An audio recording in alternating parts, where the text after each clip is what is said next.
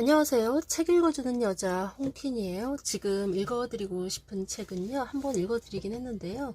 마음챙김 미술관이라고 김소울 지음 타인의 사유에서 나왔는데요. 또 읽어드리고 싶은 부분이 생각나서 읽어드릴게요. 잘 한번 들어봐 주세요. 트라우마. 과거에 머물러 있나요? 과거는 흘러가는 시간 속에 존재했던 순간들이다. 그러나 과거의 사건, 상황, 인물로부터 치명적인 상처를 받은 사람들은 과거에 더 큰 의미를 부여한다. 정신분석학자 프로이트는 과거 경험이 한 사람의 현재 행동을 결정하는 주요한 요소이며 사람은 과거의 영향력에서 벗어날 수 없다는 주장을 해왔다. 오랜 시간 이것이 정설처럼 받아들여 왔지만 현대 심리학은 달리 해석한다.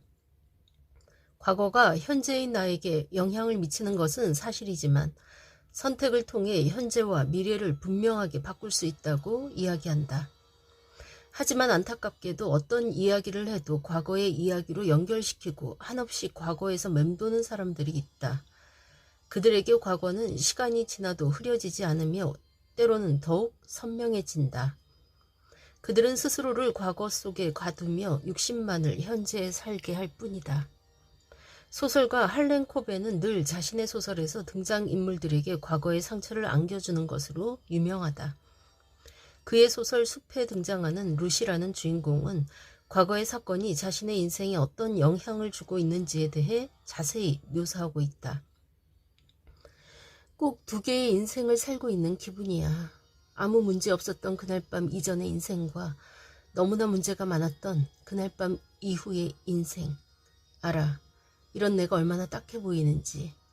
하지만 가끔 그날 밤 낭떠러지로 떠밀려진 후로 아직까지 계속 떼굴떼굴 굴러떨어지고 있다는 기분이 들 때가 있지만 가까스로 중심을 잡고 일어나도 이내 다시 무너지고 말아.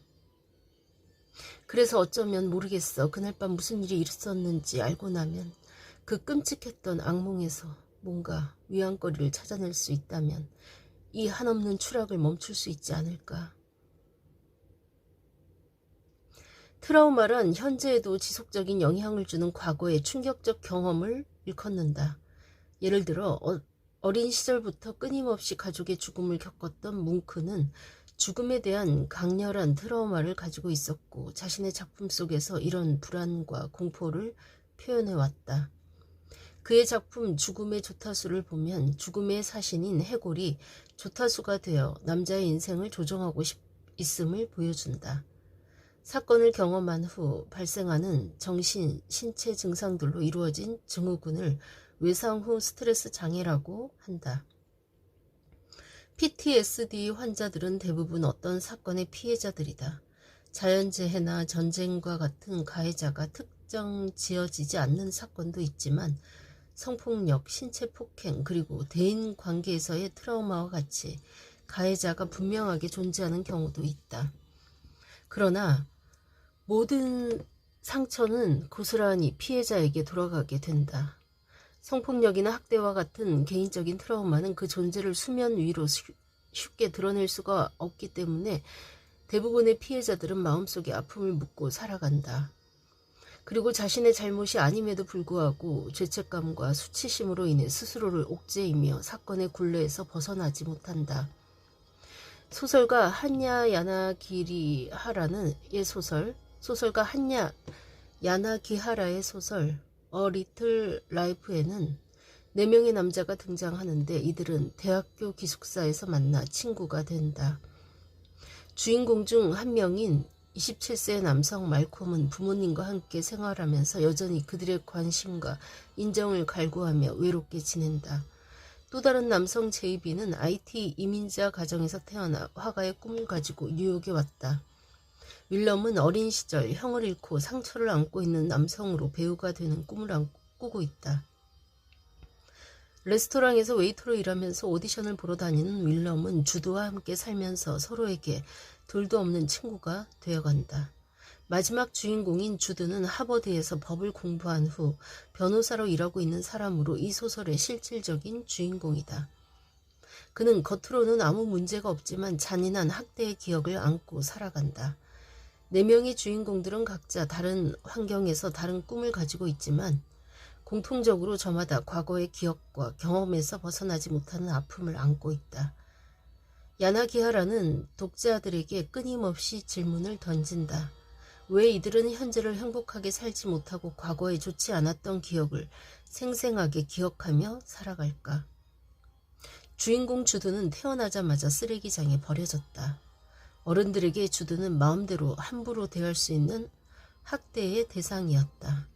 두들겨 맞다가 정신을 잃은 적도 있고 한 사디스트로부터 끔찍한 성폭행을 당하기도 했다. 그러나 좋은 사회복지사를 만나고 도움을 받아 대학에 진학했고 새로운 삶을 시작할 수 있게 되었다. 그리고 대학에서 소중한 친구인 말콤 제이비 윌럼을 만나고 나중에는 주두를 자식으로 입양하는 해럴드 교수도 만난다. 그러나 주두의 학대받은 경험은 계속해서 그를 따라다니며 괴롭힌다. 성폭행을 당했던 수치스러운 기억, 얻어맞기만 했었던 자신에 대한 분노 감정을 자해로 해결을 하려고 한다. 과거의 피해자가 현재 자신에 대한 가해자가 된 것이다. 야나기하라는 주두와 주두의 주변 인물들의 이야기를 통해 계속 독자들에게 질문을 던진다. 상처로부터 인간은 자유로워질 수 있을까? 그 상처는 어디까지 치유될 수 있을까? 아르테미시아 젠틀레스키는 1600년대를 살았던 이탈리아의 여성 화가이다. 그녀는 영국의 궁정 화가이자 아버지인 오라치오 젠틀레스키의 지원으로 당대 여성으로서는 도전하기 어려웠던 미술의 길을 걷는다. 젠틀레스키의 아버지는 딸을 자신의 친구이자 화가였던 아고스토노 타시의 화실로 보내 미술 교육을 받을 수 있도록 했다. 바이올린을 들고 있는 젊은 여성은 아버지 오라치오 젠틀레스키가 딸을 모델로 하여 그렸던 그림 중 하나이다.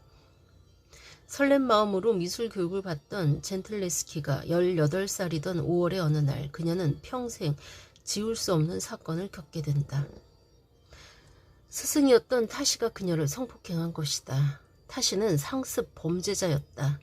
당시 아내도 성폭행을 하고서는 죗값을 치르지 않기 위해 결혼을 했었다.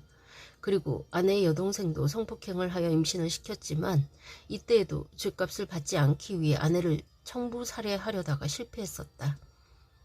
아버지는 타시를 고소하지만 법정에서 자신이 성폭행 피해자라는 사실을 증명하기 위해 그녀는 너무나도 가혹한 상황을 견뎌야만 했다.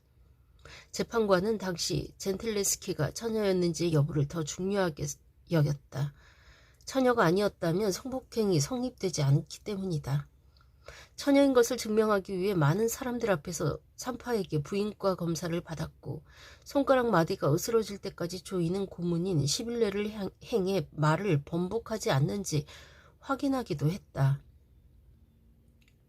성폭행이라는 사건이 그녀에게 이미 트라우마가 되었지만 이러한 사회적인 대응은 그녀에게 2차적인 트라우마를 가하게 된다. 7개월간의 싸움을 견뎌 결국 젠틀레스키는 승소했으나 이미 잘나가는 화가였고 후원자가 많았던 타시는 쉽게 풀려나고 만다. 젠틀레스키는 범죄의 피해자였지만 사람들은 그녀에게 손가락질을 해댔다. 그녀가 겨우 12살이었던 해에 돌아가신 어머니의 부재는 그녀에게 아주 크게 다가왔을 것이다. 아버지 역시 자신의 딸에게 일어났던 사건을 수치스러운 일로 여겼고 자신이 선택한 사람과 빠르게 결혼을 시켜 성을 바꾸고 로마를 떠나도록 했다. 세상이 그녀를 등지는 경험을 한 것이다. 젠틀레스키는 그림 속에 자신의 얼굴과 타시의 얼굴을 자주 등장시켰다. 그림 속 여성의 얼굴에는 자신의 자화상을 그리고 등장하는 악인 혹은 여성으로부터 정의의 심판을 받는 자의 얼굴에는 타시를 그렸다. 젠틀레스키가 즐겨 그린 그림 주제 중 하나가 유디트이다. 앞서 이야기한 것처럼 유디트는 적군인 아시리아의 장군 홀로페르네스를 만나 술을 만취하도록 마시게 하고 머리를 베어 나라를 구했던 영웅적인 여성이다. 통상적으로 남성 화가들이 그려내던 유디트는 소극적이고 유약한 경우가 많았다.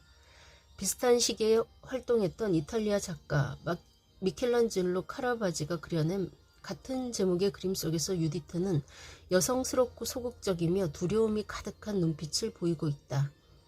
그녀의 옆에 서 있는 시녀는 늙은 여성으로 묘사되고 손에 머리를 담을 자루를 쥐고 장면을 응시하고 있다. 반면 젠틀레스키의 유디트는 달랐다. 젠틀레스키의 유디트는 훨씬 더 강하고 힘이 있어 보이는 여성으로 묘사되어 있으며 적극적이고 확신에 찬 표정으로 적장의 목을 베고 있다. 그녀를 돕는 시녀 역시 마찬가지로 강하게 그를 제압하는 데 도움을 주고 있다. 홀로페르네스의 목에서 뿜어져 나오는 피는 사실감 넘치고 강렬하다. 젠틸레스키는 카리바지오가 여성을 소극적으로 그린 것은 사회가 가지고 있는 여성에 대한 선입견 때문이라고 생각했다.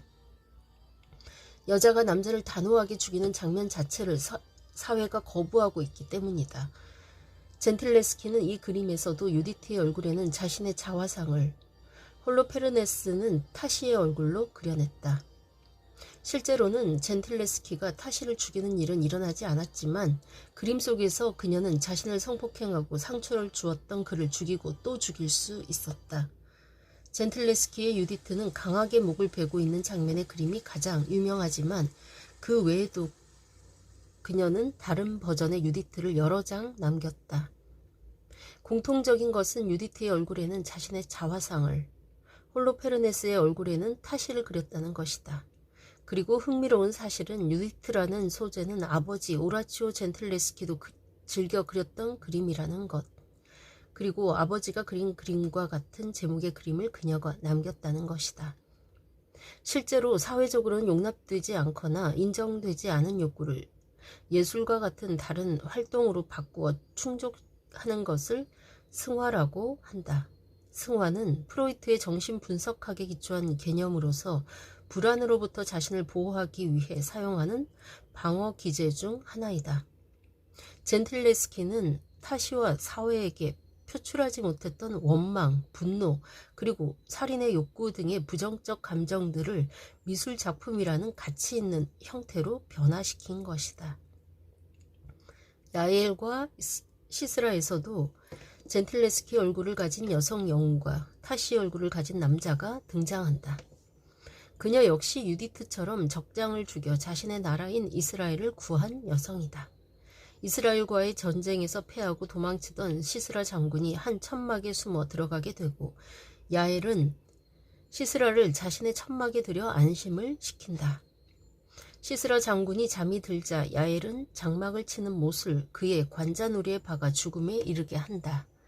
시스라 장군의 얼굴에 비장하게 못을 박고 있는 야엘의 모습은 고통스러운 그녀의 과거를 향한 강한 몸짓이 담겨 있다.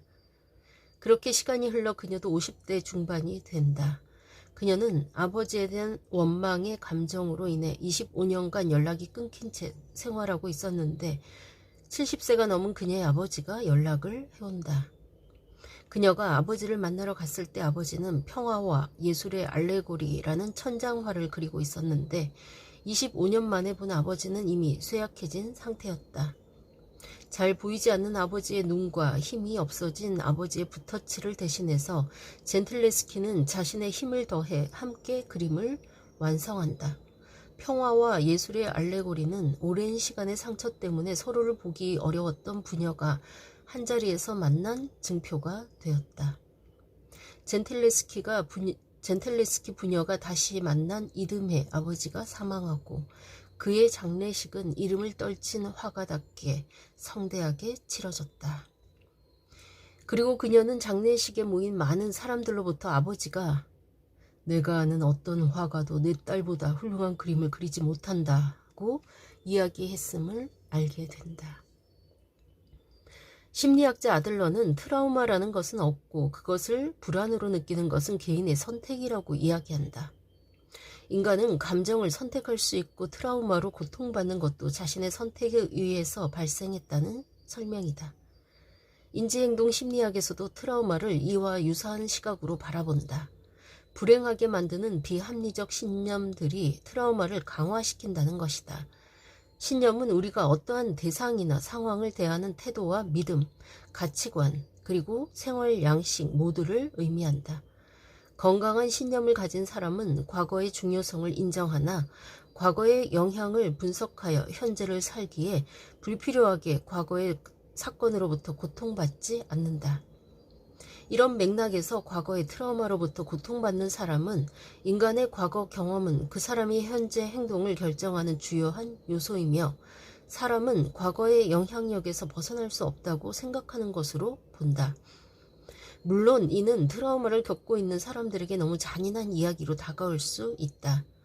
누군가에게 해결되지 않은 과거의 상처를 그냥 덮고 넘어가라 혹은 다 지난 일이다 라고 대수롭지 않게 이야기하는 자체가 추가적인 상처가 될 수 있기 때문이다.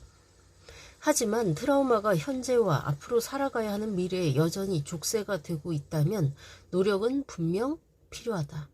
다만 이 노력의 방향은 우리가 보통 생각하는 것과는 조금 다르다.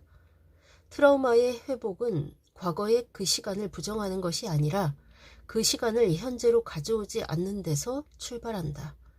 그때의 사건들, 상황들, 상처받은 나 자신을 그 시간에 그대로 두고 오는 것, 그리고 과거가 존재함을 인정하고 현재의 새로운 도전들을 받아들이며 앞으로 나아가는 것, 그것이 트라우마로부터의 건강한 회복을 이끌 것이다.